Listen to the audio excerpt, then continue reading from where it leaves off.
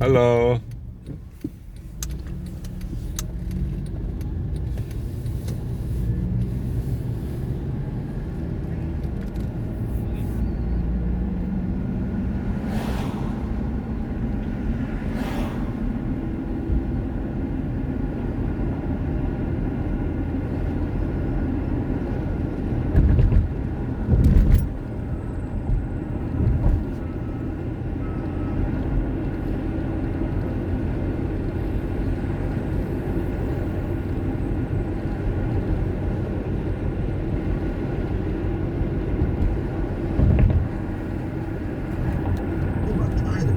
Most certainly in the decade leading up to the First World War, you could see this great power rivalry, and it was very, very pitched between UK, US, France, Germany, and Japan as they all deployed new communication systems in this struggle for control. And the communication systems you could see were most certainly weapons of politics, and that rises up the kind of ladder of importance in that time. And so when you look carefully, you can see when geopolitical interest really kind of gains steam, and they're a portent of what's to come. Mm-hmm. And I guess when it comes to the Cold War and the sort of the American century, we could look at the space race as a pretty clear example of the politicization of technology. Yeah, you're absolutely right.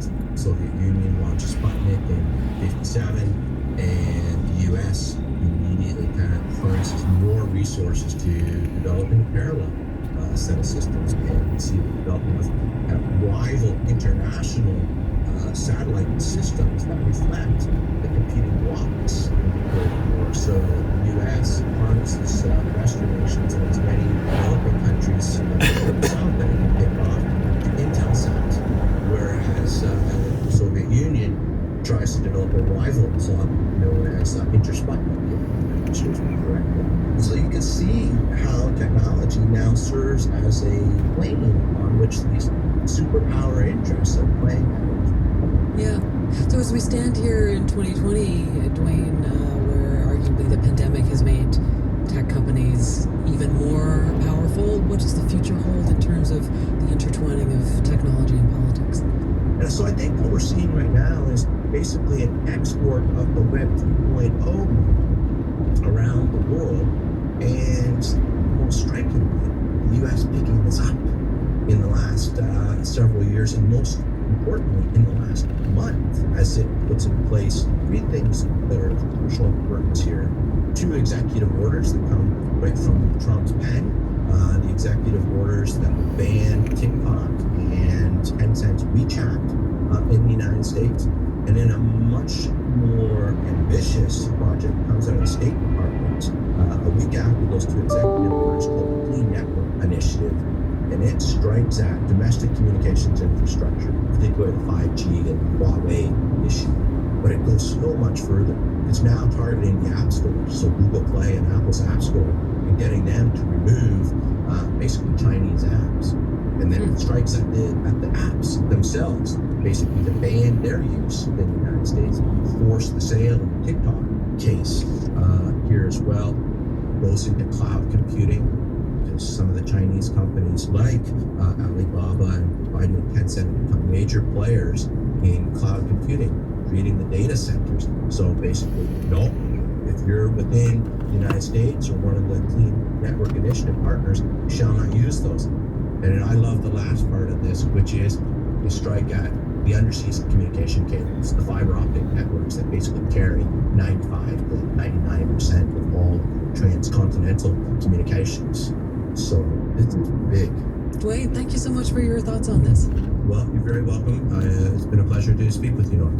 Dwayne Winsek is a political economist, media historian, and professor at Carleton University. You've been listening to Spark. The show was made by Michelle Parisi, Adam Killick, Samir Chabra, and me, Nora Young, and by Vivek Venkatesh, David Murakami Wood, and Dwayne Winsek. Go to cbc.ca/spark to subscribe to the podcast, or find us wherever you get your podcasts, or you can download the free CBC Listen app. And you can find us on Facebook and Twitter, where we are Spark CBC. I'm Nora Young. Talk to you soon.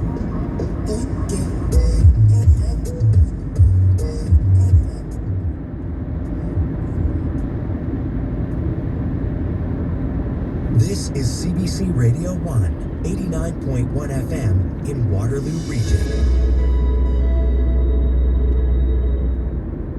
Hey there, I'm Craig Norris. Canada is seeing an uptick in COVID-19 infections in many provinces, and that has public health officials concerned. Our medical columnist, Dr. Peter Lynn, joins us to talk about what's behind these new infections and what needs to be done now to curb the spread. You'll hear that and a lot more, including the latest news, weather, traffic, and some great music. That's tomorrow on the morning edition, starting at 6 a.m. on CBC Radio 1 and on the CBC Listen app. Hi, I'm Jill Deacon. More stress, more clenched jaws, more cracked teeth, more trips to the dentist. Would you believe that the pandemic and its ensuing anxieties are actually manifesting in your mouth? You'll hear how so from a dentist coming up on Here and Now. From CBC News, The World This Hour, I'm Tom Harrington. As people return to work or school, the demand for COVID-19 testing has reached an all-time high. Long lines are forming at testing centres in Ontario and Quebec. 4 facilities in Manitoba had to turn people away yesterday after reaching capacity. Megan Fitzpatrick is at Toronto Western Hospital, one of many dealing with long lines. The lineup at one of Toronto's COVID assessment centres started more than 2 hours before it opened and quickly stretched down the street and around the corner. Scenes like this are playing out in other parts of Ontario too. People waiting hours to be tested and some being turned away. At his daily briefing, Ontario Premier Doug Ford said he's happy so many people are getting tested, and he promised the lines will get shorter soon. There are plans for pharmacies to start offering tests. Ford couldn't say exactly when, but says the final details are being worked out. It's going to be very, very soon. I just can't give you the exact date, but we're ready and we're just going to ramp up the testing like you've never seen before. Ford said the province is not considering restricting who can get a COVID test. Back at this testing center, people pass the time with books, their phones and laptops, patiently waiting their turn. Megan Fitzpatrick, CBC News, Toronto. Meantime, Ontario is reporting 315 positive tests today. More than half that number involve people under the age of 40. It's the 5th straight day Ontario has registered at least 200 new cases. In Quebec, there are 303 new cases, the highest single-day number since May.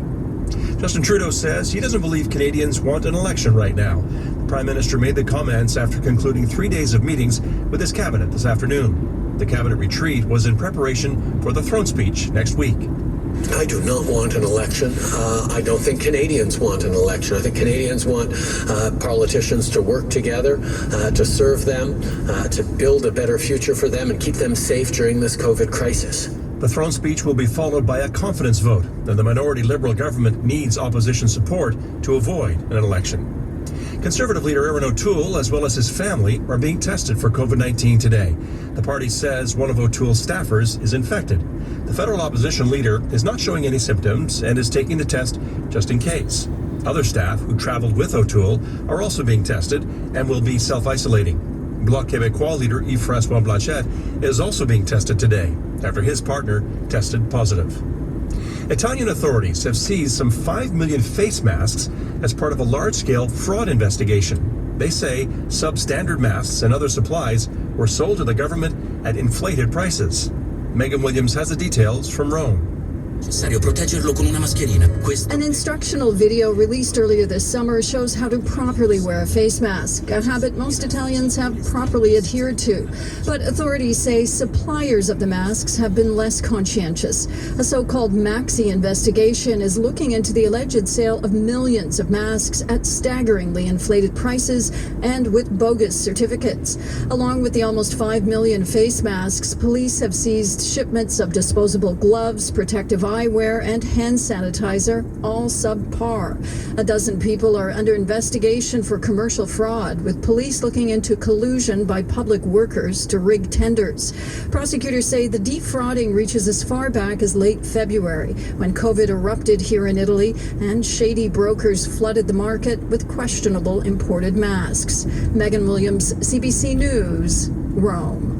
Hurricane Sally has weakened to a tropical storm as it continues its slow, destructive march along the U.S. Gulf Coast. It made landfall in Alabama this morning as a Category 2 storm. The National Hurricane Center says historic, life-threatening flooding is likely, stretching from the Florida Panhandle to Mississippi.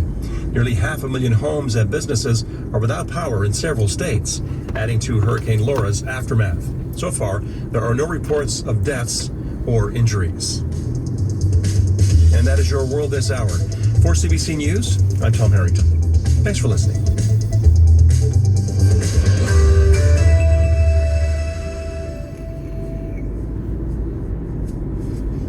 Thank you, Tom. I'm Jill Deacon. It's 24 degrees in Toronto this Wednesday afternoon. Welcome to Here and Now.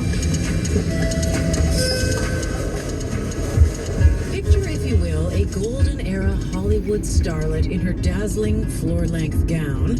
Now picture making that gown out of chicken wire. A Toronto artist has caught the attention of Drake and other stars with her chicken wire statues that celebrate the female form. Early September on campus is usually a wild week of fun and carefree socializing, but not in 2020. An event tonight helps navigate the anxieties around the pandemic for freshmen. And not so fast. Over 10,000 shareholders of MEC say they don't want to see it sold to an American outfit. Could their voices actually stop the sale of a co-op, the Mountain Equipment Co-op? We'll get a little perspective on that business news story from a Torontonian who is a shareholder at Mountain Equipment Co-op, as is really anyone who's ever shopped there. It's an interesting business model. So a curious conversation about how a takeover of that kind of business works with an American outfit. So more on that this hour. All right, Khalil, hello to you. Jill. And it's a pretty good drive, actually, overall. Don't have any big problems. We had a couple of issues, some road work on the westbound 401. It was just west of Weston. It's cleared. However, some volume right now getting from Bayview to Yonge. It's going to be mainly in the collector lanes. And then we have the slowdown on the West 401 because of new construction that's been set up on the West 401 through Mississauga. So it's a little bit slow right now, west of the 410 to west of Mavis. And DVP, that grass cutting, which was blocking the right lane approaching Don Mills, has cleared as well. So moving better on the DVP and Gardner out of downtown. We have some delays on the Yonge University line. This is northbound between York University and Vaughan. They're currently dealing, Jill, with an operational issue. All right, thank you, Khalil. Colette Kennedy is busy at the Weather Center, and she will be here as part of your 3:30 news with an update on your weather forecast. I can tell you now, as I mentioned, it's 24 now.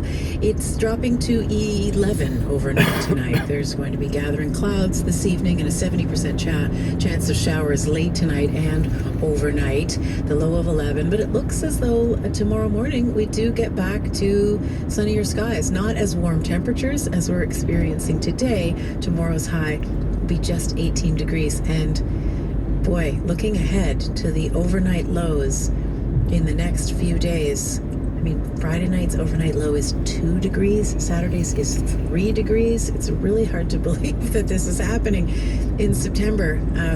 Anyway, Colette Kennedy will walk you through more of the highs and the lows of your weather forecast. She'll be here as part of your 3:30 news, and Jasmine Sepidus has the latest this hour from the CBC Toronto newsroom. Hi, Jasmine. Hi, Jill. Well, with the cases of COVID-19 rising in the province, Premier Doug Ford warns there will be big fines for people who violate restrictions on size gatherings. Ford says the new limits could be released as early as tomorrow, and that fines for people who break the rules will be the highest in the country. And Toronto police have set up 2 command posts to help search for 2 elderly men who are missing in Rexdale. 83-year-old Chandulal Gandhi was last seen yesterday at 5 p.m. 98-year-old Leonard Simpson hasn't been seen since Monday at noon. Police are very concerned for the safety of both men. Thank you, Jasmine. Jean Harlow, Ginger Rogers, Josephine Baker, just some of the stars of the golden age of Hollywood. And those women are part of the inspiration behind a new sculpture exhibit that's on display in Toronto right now. One local artist is using mesh wire, like chicken wire, to recreate life-sized standing sculptures of some of the most glamorous looks of the 1930s. Sophie DeFrancesca is the artist behind these creations. Sophie, good afternoon. I have seen images of these, but these life-size sculptures you've created out of this steel mesh. Can you describe for people who haven't seen them what they look like? Sure. Hi, Jill, and thanks for having me on this show. So these are life-size, fashion-based figures.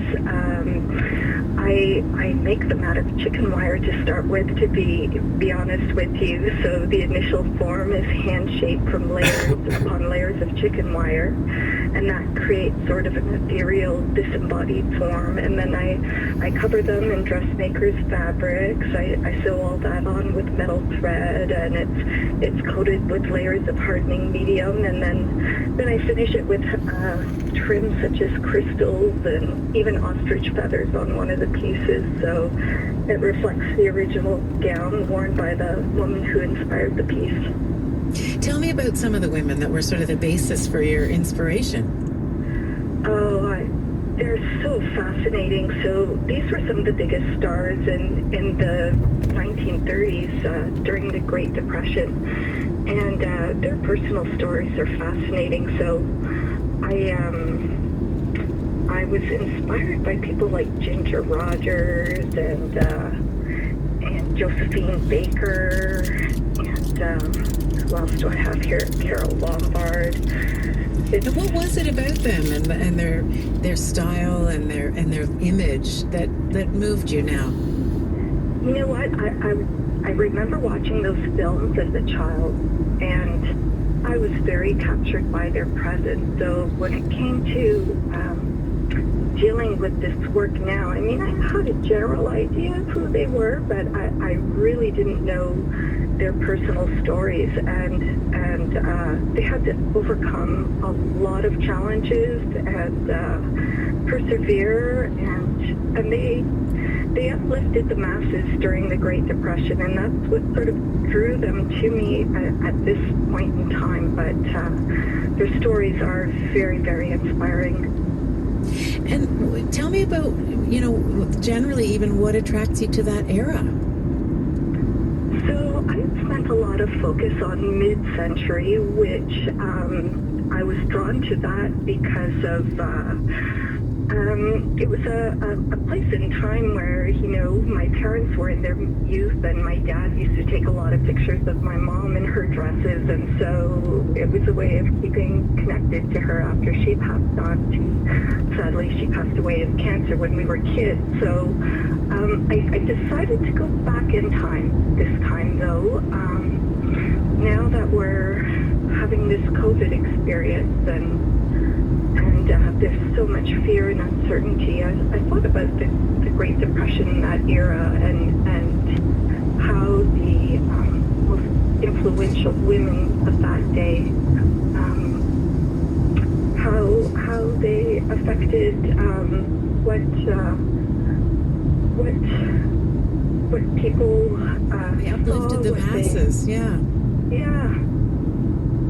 And I guess I have to get to the other main point of this. Your inspiration is so fascinating, but so is the medium that you're using, chicken wire. So why capture this very glamorous, sparkly, period of the female form kind of uplifting the masses in a dark time using chicken wire? I know it's a very strange material, and